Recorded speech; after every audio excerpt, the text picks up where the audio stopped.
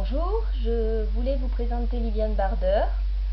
Nous nous sommes rencontrés lorsque je suis venue, mon compagnon et moi-même, à son centre de soins qui s'appelle les Frangipaniers et qui est situé entre deux. Et nous avons de suite, nous sommes pris en amitié et nous avons établi un échange. Voilà, je lui donnais quelques petits cours d'anglais et en échange, je pouvais venir faire des hammams. Voilà. Si tu veux bien nous parler un petit peu de ton cursus.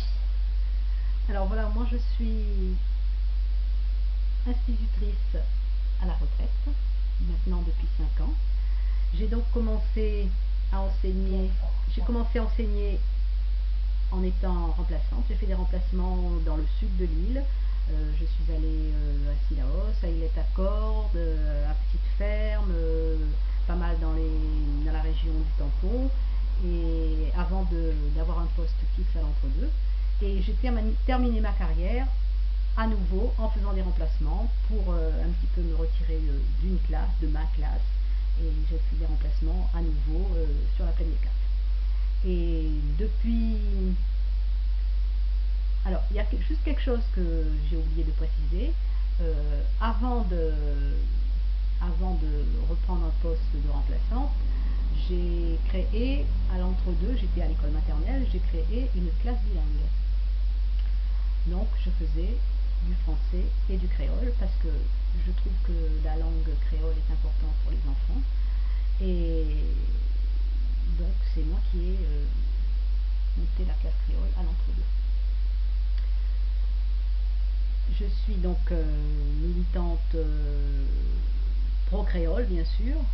Je défends la langue, j'essaye de valoriser notre langue créole et je fais partie de l'Office de la langue. Je travaille avec Axel Gauvin, nous faisons des expositions, nous mettons en place des expositions sur la langue, les tisanes, l'origine de la langue créole, bientôt la cuisine créole.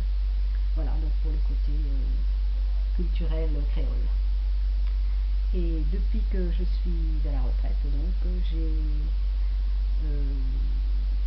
j'ai mis en place aussi une nouveauté sur l'entre-deux, une station de bien-être. Alors, qu'est-ce que c'est qu'une station de bien-être? C'est un endroit où on peut venir se relaxer, faire des massages thaïlandais que je suis allée apprendre en Thaïlande même, à Chiang Mai.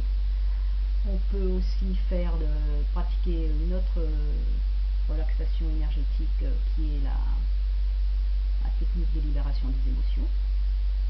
On peut également faire des hammams, des saunas et se relaxer dans un spa. Voilà pour les activités. Et j'étais très heureuse de rencontrer Sabine, avec qui on a parlé anglais.